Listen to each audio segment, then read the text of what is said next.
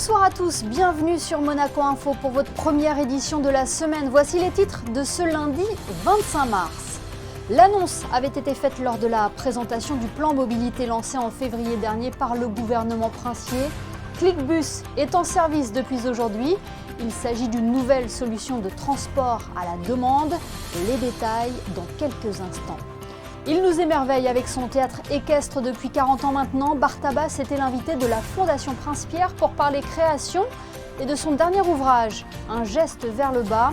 L'écuyer chorégraphe metteur en scène se fait rare dans les médias, mais il a accepté d'être notre invité ce soir.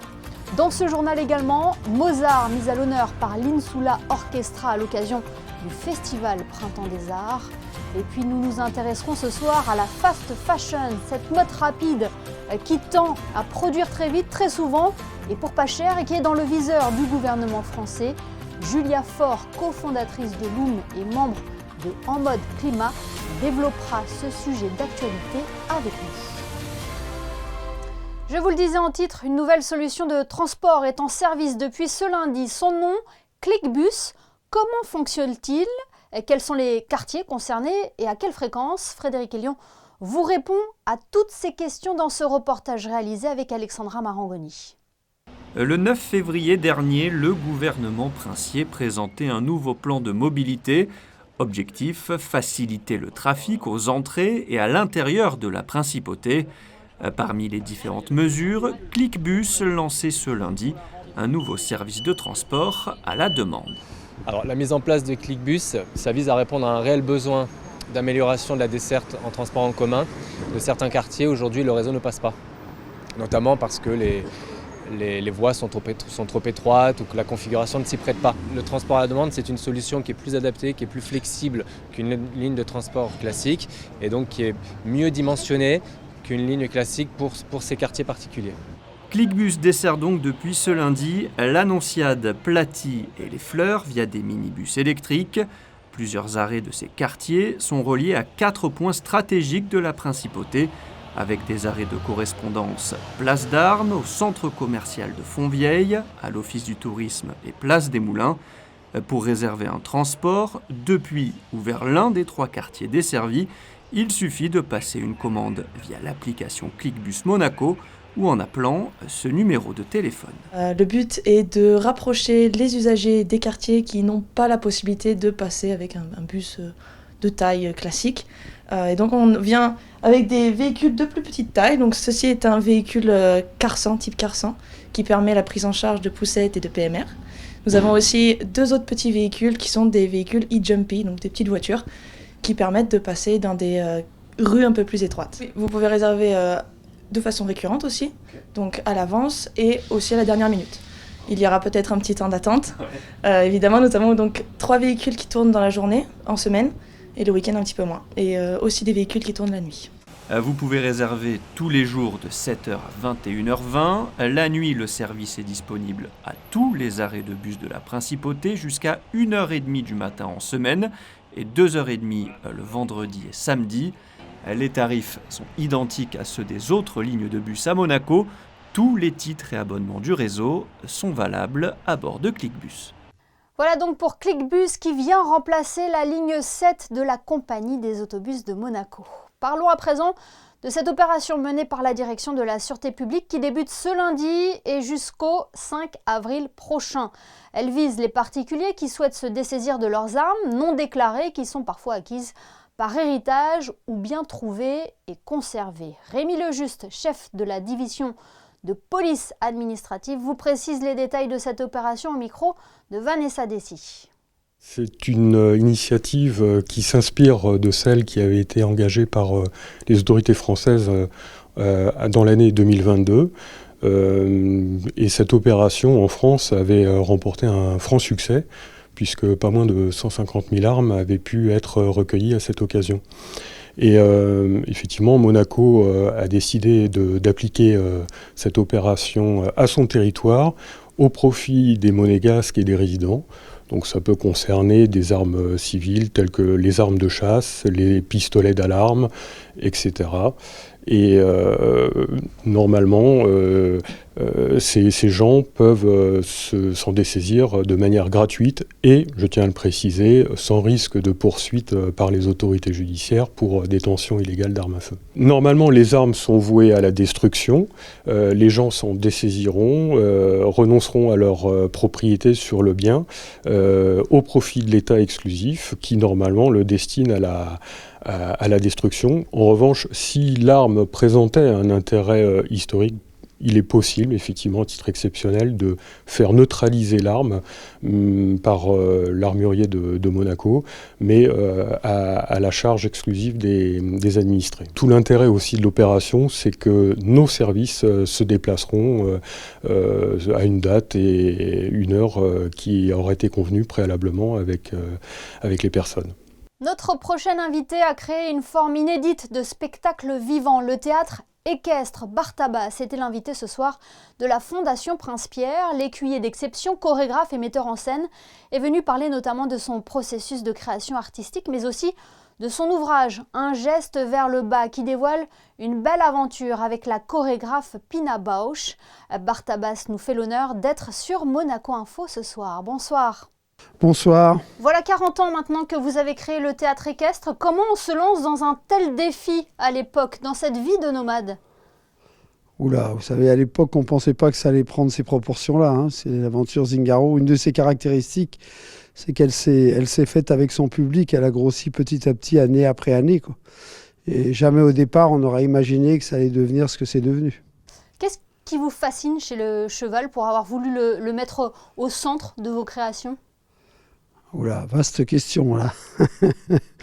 Disons qu'il y a évidemment une passion quoi, de l'animal lui-même et puis très vite peut-être la notion que l'art équestre est un art majeur au même titre que la danse, la musique ou le théâtre, c'est-à-dire qu'on peut exprimer des choses qui concernent les rapports des hommes entre eux en parlant de la relation de l'homme et du cheval, quoi.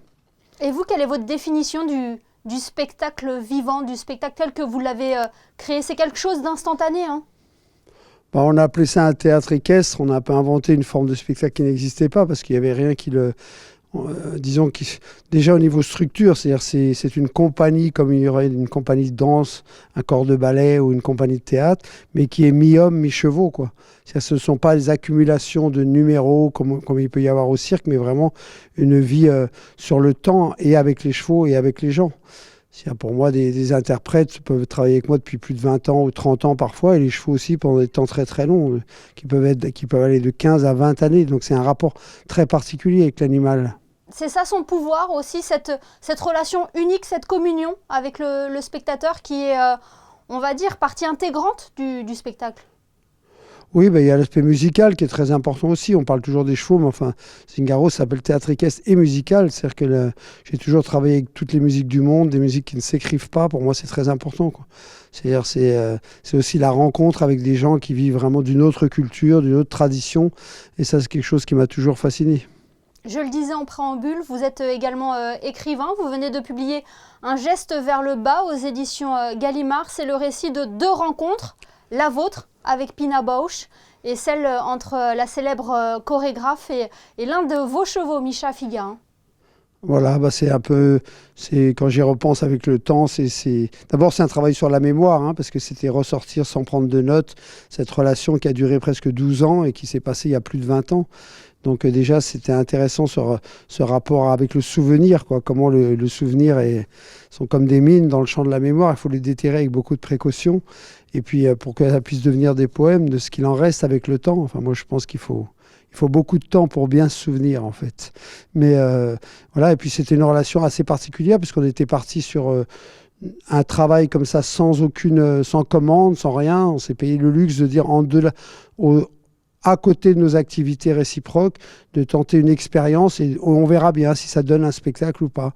Et avec le temps, très vite, on s'est aperçu que ce qui se jouait là était si important que même en faire un spectacle, ça aurait été le galvaudé, quoi. C'est aussi l'occasion de faire vivre ce projet qui malheureusement n'a pas abouti puisque Pina Bausch nous a quittés depuis. Oui, exactement. Mais d'ailleurs, le cheval aussi nous avait quittés avant déjà. Et donc, c'est une façon peut-être justement, ce spectacle n'existe plus qu'à travers ce livre, ce qui est peut-être la meilleure chose en fait. Et puis, encore une fois, c'est cette relation qui se noue entre l'homme et l'animal. C'est ce qui fait la force aussi de vos spectacles. Une relation qui est basée sous des couches de silence, puisque un danseur, par principe, s'exprime avec son corps, et le cheval ne parle pas non plus, donc c'est tout un rapport dans le silence, en fait. Eh bien, merci beaucoup, Bartabas, de nous avoir fait l'honneur d'être notre invité ce soir sur Monaco Info pour évoquer votre actualité. Merci. Merci beaucoup. Vous allez sûrement reconnaître des airs que vous avez déjà entendus dans le reportage qui va suivre. Mozart était à l'honneur dimanche lors d'un concert de l'Insula Orchestra donné dans le cadre du Festival Printemps des Arts. C'est un triptyque du compositeur autrichien élaboré en seulement quelques semaines que la chef d'orchestre Laurence Ekilbe a emmené les spectateurs dans un voyage aux sources de l'art de Mozart. Le reportage de José Sacré.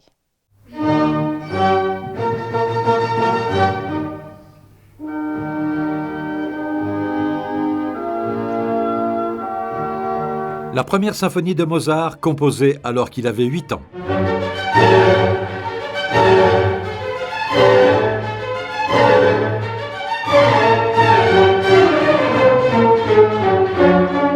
La symphonie numéro 25 de Mozart, thème principal du film Amadeus. Ces deux symphonies et la 40e étaient au programme du concert de Mozart donné dans le cadre du Printemps des Arts le 24 mars par l'Insula Orchestra sous la direction de Laurence Ekilbe. Avec l'Insula Orchestra, donc, qui est un orchestre en résidence à la scène musicale, cette nouvelle salle de musique à l'ouest de Paris, à Boulogne-Billancourt sur l'île Seguin. Oui, on joue sur instruments d'époque et ça, c'est quelque chose que j'ai appris à faire à Vienne lorsque j'ai pu travailler avec Nicolas Sardancourt, qui était un pionnier du genre. Et donc, moi, c'est vraiment des sonorités qui me plaisent beaucoup, notamment dans le style baroque et classique, qui rendent vraiment des couleurs très spécifiques. Un côté acerbe aussi, et puis des balances, des équilibres entre les instruments qui est bien meilleur.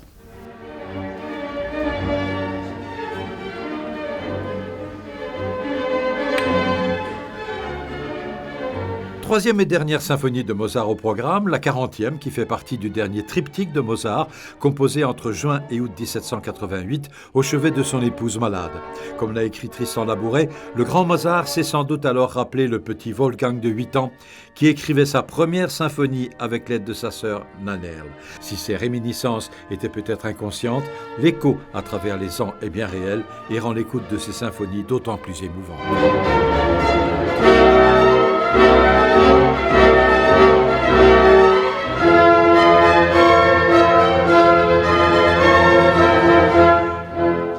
Samedi dernier, la compagnie Jacques Biagini présentait au Théâtre des Variétés Monsieur de Poursognac à Villefranche-sur-Mer. Il s'agit d'une comédie qui réunit les thèmes favoris de Molière, l'amour, le mariage, la bourgeoisie et les médecins.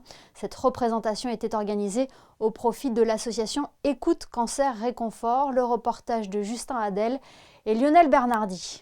Une pièce de Jean-Baptiste Poquelin, dit Molière, adaptée par Jacques Biagini et jouée par sa compagnie, une troupe d'amateurs de Villefranche.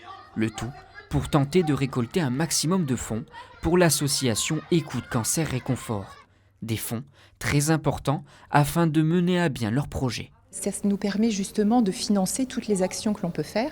Cela nous permet également de financer les intervenants de l'association, puisqu'en fait, chez Écoute Cancer Réconfort, nous avons des intervenants qui vont accompagner en fait, les patients tout au long de leur parcours cancer, post-cancer.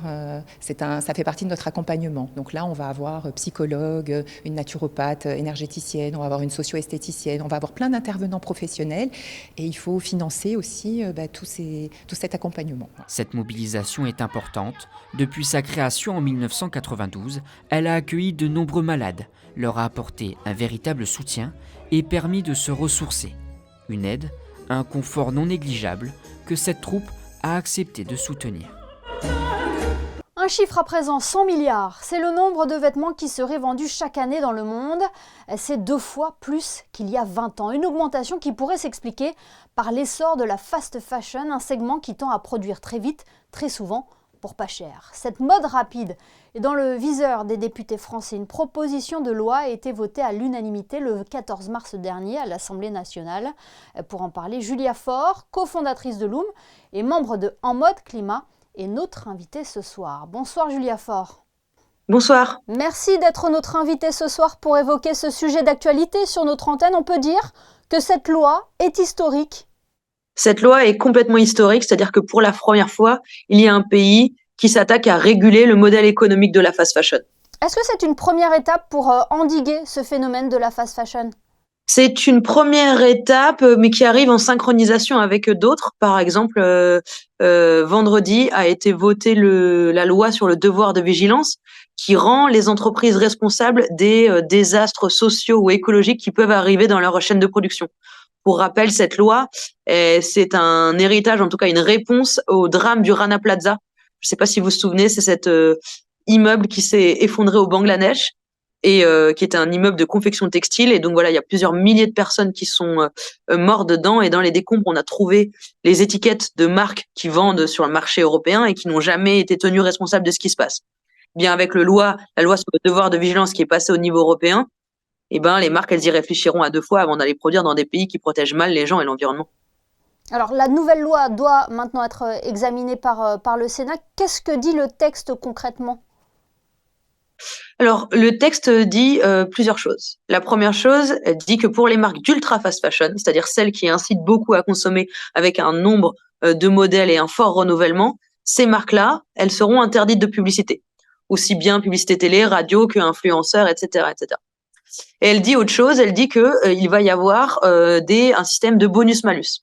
Des malus qui vont être indexés aussi sur ce critère d'ultra fast fashion, qui est le nombre de modèles qui sont mis sur le marché chaque année, mais également sur l'affichage environnemental, qui est cette espèce de Nutri-Score du textile qui va être mis en place dans les prochaines semaines, dans les prochains mois, en tout cas en France.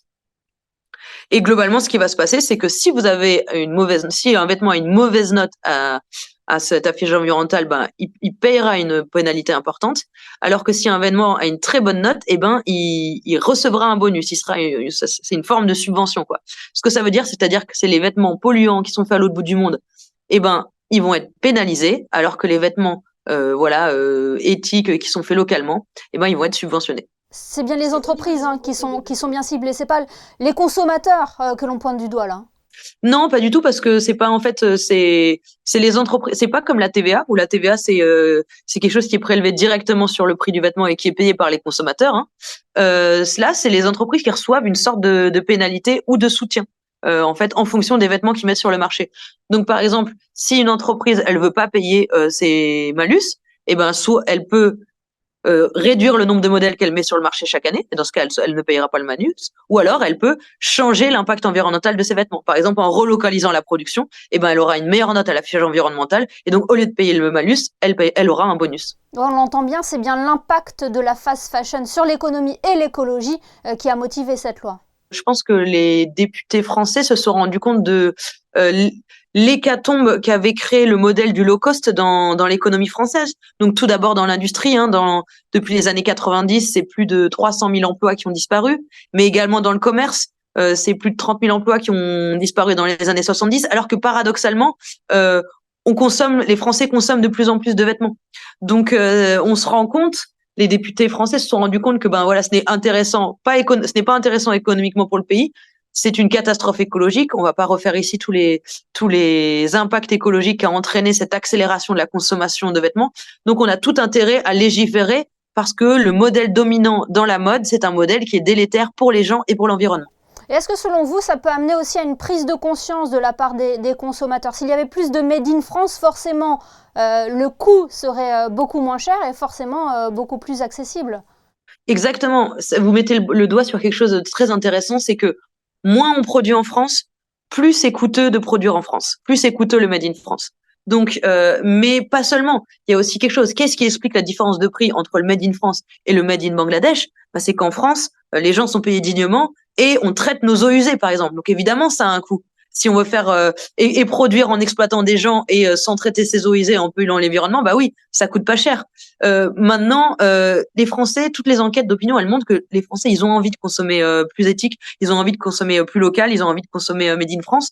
Là, cette loi, ce qu'elle va permettre, c'est encourager ça en prenant de l'argent à ceux qui produisent mal pour le donner à ceux qui produisent bien. On va faire baisser le prix du Made in France et rendre généralement la consommation éthique plus abordable.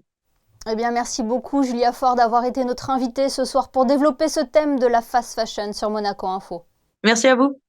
Place à votre rubrique Ceux qui font Monaco. Vous avez désormais l'habitude. Régulièrement, Christine Datomel va à la rencontre des artisans, des commerçants, des restaurateurs de la Principauté pour les mettre en valeur sur notre antenne.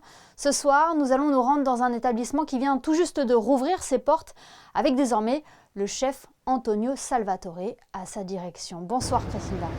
Oui, aujourd'hui on se retrouve sur l'avenue des Spélugues pour parler d'une institution qui a ouvert ses portes il y a déjà plus de 60 ans de cela. Qui n'a jamais entendu parler du Tip Top, l'établissement ouvert 24 heures sur 24, 7 jours sur 7, accueille les pendulaires, les touristes, les locaux et les noctambules dans une ambiance toujours très familiale et amicale. Le Tip Top, c'est né dans le 1938 avec un groupe des amis avec le prince Ranier. Ici, un peu pour partager les 24 sur 24 heures, 7 jours sur 7. Et c'est un peu comme un bar d'institution où c'est possible partager des moments toute la journée et avec une gastronomie, avec des plats, avec des boissons, un peu les typiques bars monégasques au centre de la ville. Différentes ambiances, le matin, l'après-midi, le soir, les noctambules. Qu'est-ce que les gens viennent rechercher ici? Et bien sûr, pour les jours, il y avait beaucoup de passages. Les touristes, les résidents, les gens qui travaillent au casino, les gens qui travaillent comme directeurs dans les magasins, tout ça, c'est que nous trouvons un ambiance très business. L'après-midi, c'est un peu plus calme et plus confort. Un peu la gens se relaxe plus, se fait un meeting, n'avait pas le temps d'aller vite ou de chercher le temps. Et la nuit, c'est totalement différent. Pourquoi nous avons la première partie de nuit, que c'est de 8h à 12h, que c'est une chose comme un peu un ambiance de restaurant, de musique, tout ça. Et après, arrive à 12h le matin, ça c'est totalement différent. La gens sortent des locaux, je ne sais pas, vient la femme, vient à manger, il y avait beaucoup de gens, c'est un ambiance de nuit. Vous l'aurez donc compris, même si le Tip Top a été repris par l'équipe Rampoldi en début d'année, l'établissement ne changera pas d'un iota, il gardera toujours le même esprit. On ne change pas une affaire qui roule. Ouais, préserver les traditions tout en innovant pour l'avenir, comme l'a précisé Antonio Salvatore. Vanessa Dessy nous a rejoint en studio pour les prévisions météo. Bonsoir Vanessa, quelle est la tendance pour la journée de mardi ?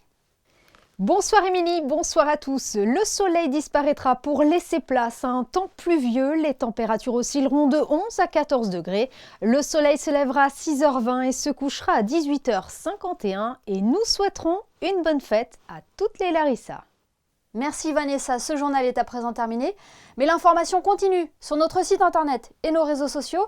On se quitte avec cette nouvelle exposition proposée à l'Institut audiovisuel de Monaco, la jeunesse de Télé Monte Carlo.